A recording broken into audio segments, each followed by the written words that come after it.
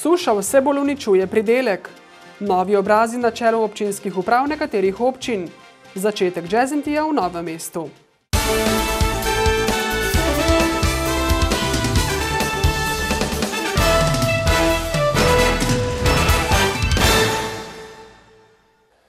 Dober dan. Suša je letos še daljša in hujša kot lani, ko je Agencija Republike Slovenije za okolje zabeležila le 836 mm padavin, kar je bistveno manj od 10-letnega povprečja, to je 1150 ml. Tako sušno obdobje vpliva ne le na kritično pomanjkanje vode, ampak bo imelo negativne učinke tudi na letošnji pridelek. Pridelki zaradi suše prisilno zorijo, je povedal Toni Trban z kmetije na Rojah v Šentjernejski občini. Zato je nujno obilnejše deževje, če bi hoteli rešiti letošnjo letino. Največja škoda bo na koroziji, za siliranje in koroziji za roženje. Škoda na peščenih njivah je 70%, škoda na močni zemlji je pa tam 20–30%. Tolikšen bo pri njih izpad pridelka. Vsekakor bo suša vplivala tako na pridelovalce sadja in zelenjave, kot na živinorejce, ki bodo imeli manj krme. In v tem primeru pričakujemo, da bo strošek za rejce večji, nekje ocenjujemo 12–13% bo dražja prireja mleka in pa prireja mesa. In v tem primeru pač je to tako, da bi se moralo to poznati tudi na odkupni ceni, ker se pač s temi cenami ne da več vzrejati živali in prirejati mleka. Kot pravi šentjernejski župan Franc Hudoklin, bo škoda ponekod v občini celo med 70 in 80%. Zato je že obvestil regijsko komisijo in naslovil dopis na pristojnega ministra Franca Bogoviča. Jaz upam, da bomo vse naredili, da bi ti kmetje dobili povrnjeno to škodo. Če ne, seveda se bo moral verjetno nekdo v Šentjerneju počasal, bom rekel, končati z ukvarjanjem kmetijstva, saj to so bili danes razgovori tudi s kmeti. Pravih kmetov je v občini malo, a je veliko družin, ki se zelenjadarstvom ukvarjajo dopolnilno. In tem je treba svetovati, pravi predsednik Kmetijsko-gozdarske zbornice Cvetko Zupančič. Kdaj te pridelke pospraviti, da bo najbolj primerno, kaj potem sejati, če bo dež, ker verjetno bo, vsaj pričakuje se tudi neko deževno obdobje v septembru, se pravi, nekaj se bo še dalo narediti na travinju. Potem pa bo treba pritisniti na državo, da kmetom pomaga z olajšavami, recimo pri davkih ali iz sklada za naravne nesreče, dodaja. Kar nekaj občin bo ali je že dobilo nove direktorje občinskih uprav. Prav zdaj izbirajo prvega moža ali ženo občinske uprave občine Ivančna Gorica. Razpis za direktorja občinske uprave so objavili zato, ker je zdajšnjemu direktorju Janezu Radošu potekel mandat.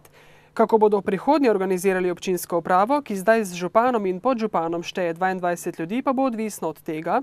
Ali bomo na razpise za direktorja dobili primerno osebo, če da, potem ga bomo sprejeli, če pa bomo ocenili, da to ni to, pa bomo se znotraj uprave organizirali tako, da bo delo uprave teklo nemoteno, oziroma da bo celotna občina se razvijala tako kot doslej tudi v prihodnje.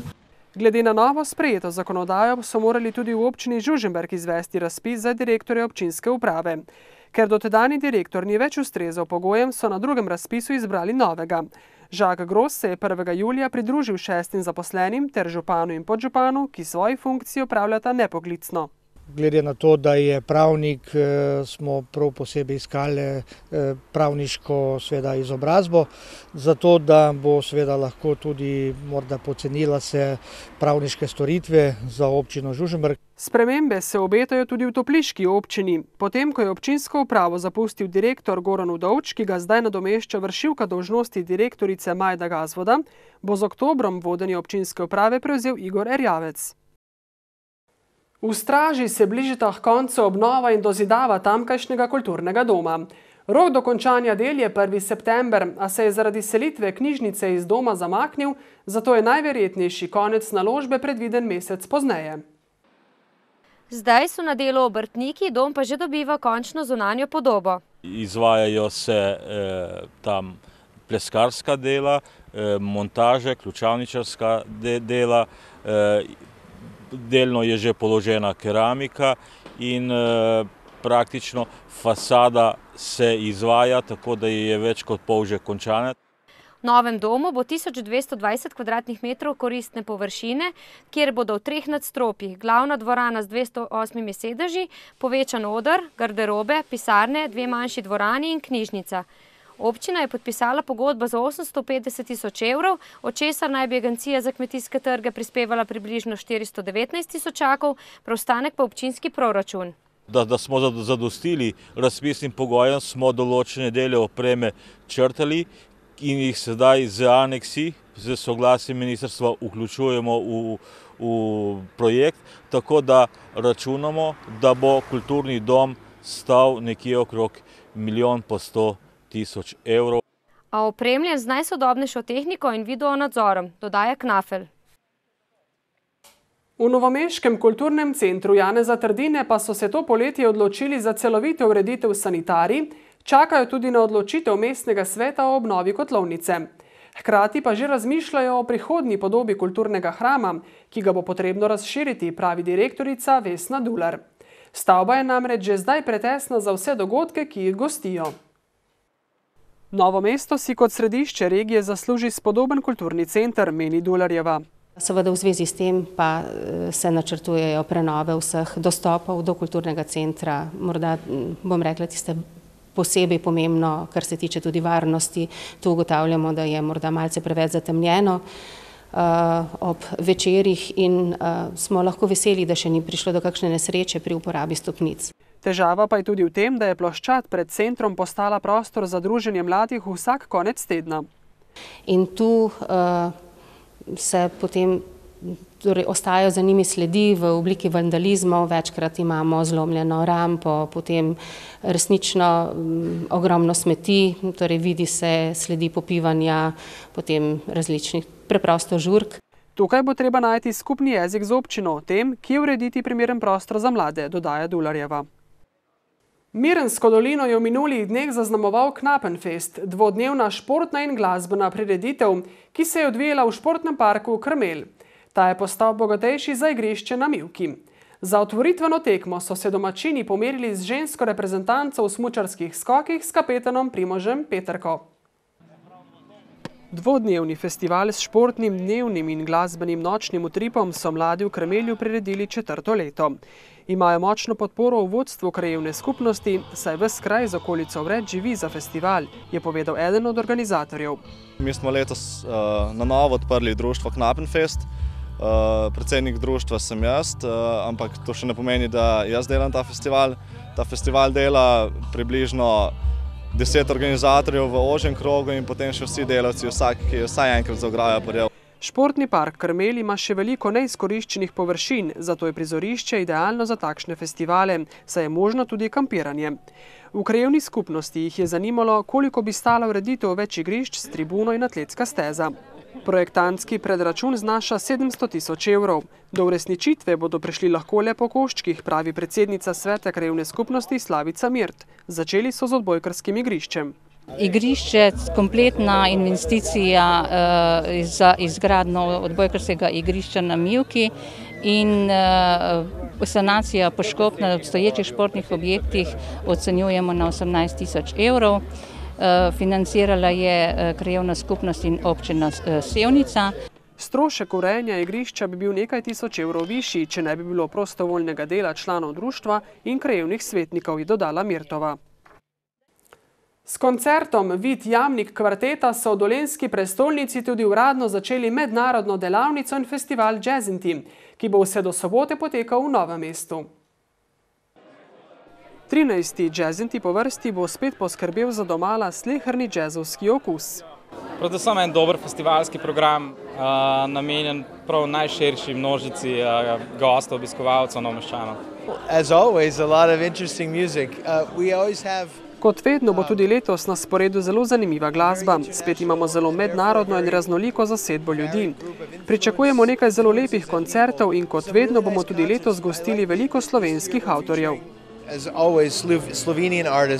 Eden od njih je bil tudi slovenski čudežni deček džeza.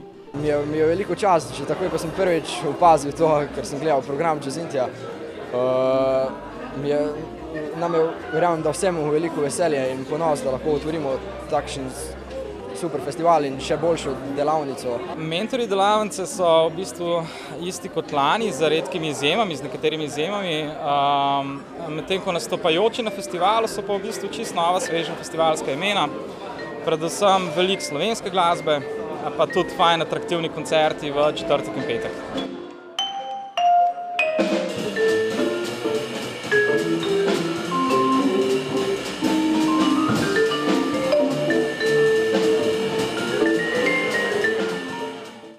V nedeljo so se z uradno zaključno slovesnostjo v Londonu končale letošnje poletne olimpijske igre. Slovenski športniki so tokrat osvojili 4 kolajne, so se pa včeraj v Slovenijo vrnili še zadnji tekmovalci. Na Veliki Cikavi v Novem mestu so slovesno pričakali tudi novomeškega maratonca Primoža Kobeta.